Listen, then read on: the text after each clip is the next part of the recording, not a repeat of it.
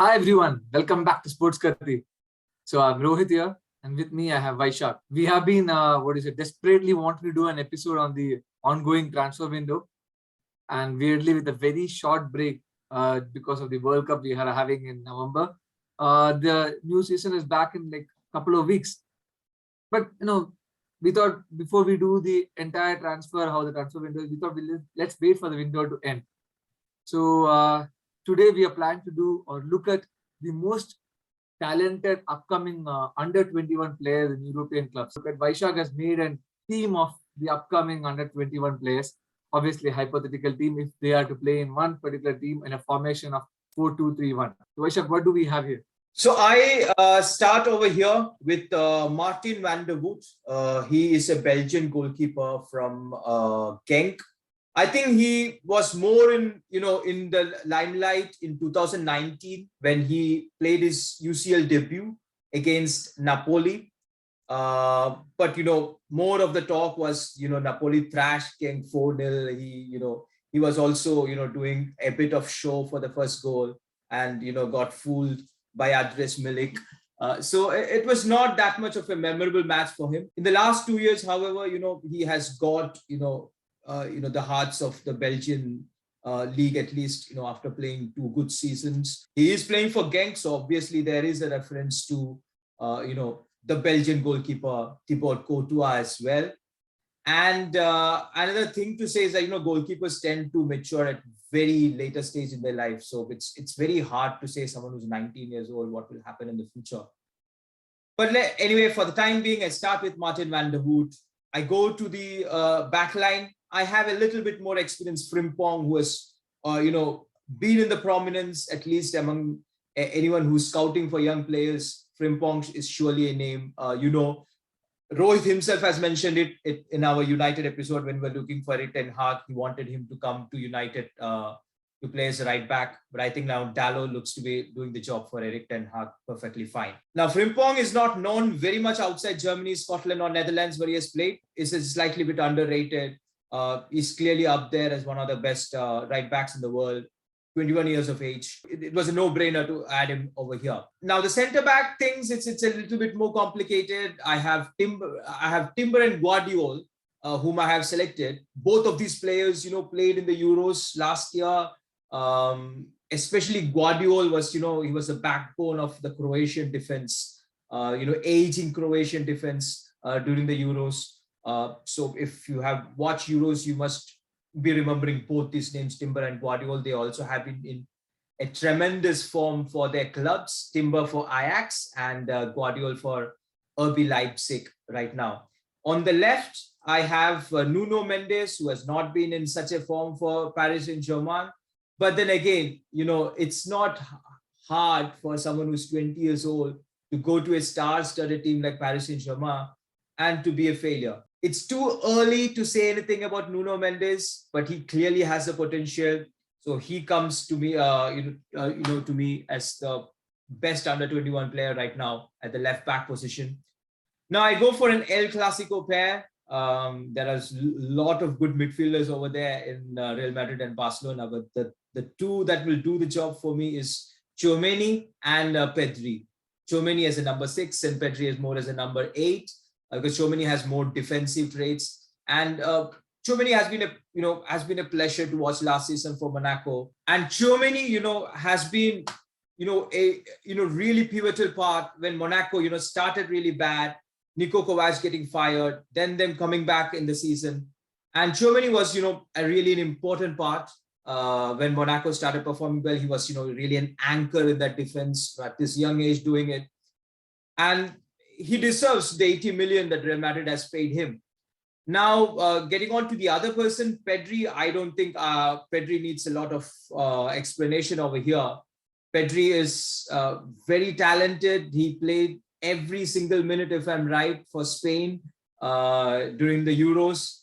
And doing at this age, for a team like Spain, which is filled with midfielders, so many quality midfielders, I think Pedri, is a legend in the making. He's just 19 now. He was 17 2 years back. And since then, playing for Barcelona week in, week out, playing for Spain, every international match week in, week out.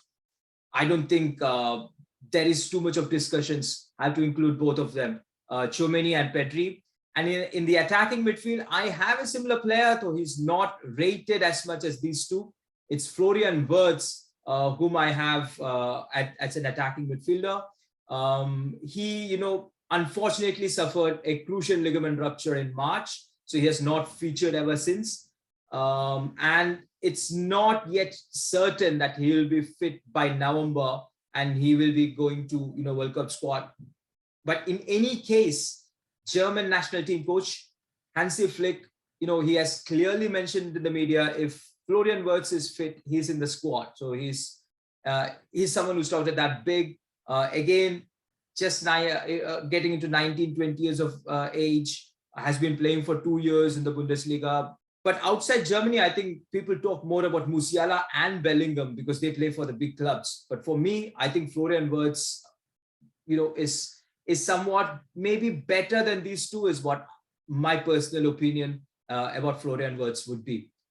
Now, to his right, again, the name I already mentioned, Jamal Musiala, his German teammate, plays. And to his left, I have his Leverkusen future teammate, because he just moved to Leverkusen in this summer window. It's Adam Hlozek. I don't know how to pronounce that name. I think it's Hlozek. So I would say Hlozek. It would be exciting to see both Florian Wirtz and Hlozek, playing together for Leverkusen this season. Now, all three, Florian Wirtz, Musiala, and Hlozek, can play right behind the striker. They can play as this, attacking midfielder as well as wide in the wings as well. So it's a very fluid, attack. And it would be nice to have a false nine over there. So I'm going for De Ketelaere from Belgium. He also featured during the National League finals. And he was very impressive for Belgium as well during the National League finals. So De Ketelaere takes that spot. Now, maybe there are few shout outs, players who just missed out. I can't think of any goalkeepers. I mean, goalkeepers, it was very hard even to say Martin van der Voort. And it's generally hard to, get an under 21 goalkeeper. It's very rare you get, talents like Gianluigi Donnarumma coming every year. It's very rare. Now, to the defenders, I go with Hincapie. He's a young Ecuadorian defender. He can play as a center back, also as a left back, sort of like a Gvardiol. He prefers to be playing as a center back, but due to certain injuries, to Sinkgraven and Becker in Leverkusen, he had to play as a left back over there. I also have to mention Arsenal, William Saliba. Now, just before the recording started, I think Rohit was mentioning maybe Saliba is not starting for Arsenal. They have better centre backs, but in any case, Saliba at 21 years of age, he's a very quality centre back. And if Saliba is not starting, then I think Arsenal have got really, really good centre backs in their squad. And also another shout to Tanguy Nianzou, who is a Bayern talent. He has really good aerial presence, very good dribbling skills. But also is very young, and he has that rashness of the age, very error prone. So again, it's just worth a shout. He needs to mature up the game.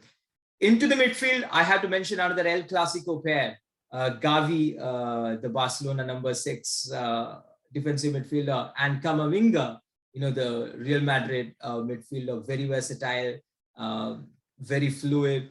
Now, if you look at Gavi, he's still 17, but he has already debuted for Spain last year during the National League finals. And as I said, getting into the Spanish midfield is very hard. And Gavi at this young age doing it clearly shows the amount of talent that everyone in Spain is seeing in him. Everyone in Barcelona, they want to extend his contract. It's supposed to expire in 2023. And if he does not extend, I think there will be, a lot of clubs that is interested to get him. But as of this window, I don't think Barcelona has any intention of selling him. They are desperate to extend him. That's the news from Barcelona. Getting into Camavinga, Carlo Ancelotti was using him as a trump card. They were losing matches, and then suddenly Camavinga gets in, they start winning the match. And Camavinga, memorable campaign for Camavinga under Carlo Ancelotti at Real Madrid. Another shout to Bellingham. Again, I mentioned him when I was talking about Florian Wirtz. Even at this young age, shows a lot of leadership qualities. He communicates well with his players. A huge standard for the number 6 and the number 8. So I think Tchouameni and Pedri takes it, but these three, Gavi, Camavinga, and Bellingham are surely up there. So I mean, if I missed any midfielders, please forgive me, because these names, I know I can't miss them. So they are just way above everyone at their age. At the attack, I mean, I might also be mentioning Rodrigo and Fati. Vinicius Jr., had a breakthrough last season, but Rodrigo still hasn't had that. But Rodrigo he arrived 1 year after Vinicius Jr. He's 1 year younger to Vinicius Jr. So maybe this is the year where Rodrigo announces himself to the stage. So it could be that adaptation time, which Vinicius Jr. also took. Rodrigo is also taking. But the guy surely has a talent. And Fati, had a slightly under the radar year because of his injuries last season. So he hasn't played much for Barcelona. Let's see what he does. But anyway, Barcelona has trusted him. Messi left. The number 10 shirt was given to Ansu Fati, and he's supposed to be the future of Barcelona. So has to give him a shout. Another shout to Hugo Ekitike from Reims. According to the news today, the reports today, Paris Saint-Germain have just secured a loan option for him for 1 year. Really excited to see him with Paris Saint-Germain. And yeah, that's all for me. Rohit, if you have any shout, did I miss any names? Hi, Vaishakh. So yes, you covered a lot of prominent names, and I think a very well detailed structure on how they will play. That's good to hear. Young talent is always tricky to predict on how they grow and how they develop, especially as you mentioned for goalkeepers and defenders. Maybe too early starting might not also be successful in the long run, maybe. So, but just that because as a Premier League fan, and there were not so many Premier League names being mentioned there, I just want to say for other Premier League fans that do look out for the obvious names, which are Foden and the Manchester City and Liverpool talents such as Elliott and Curtis Jones. But apart from them, I just want also you to look out through the Southampton youngsters.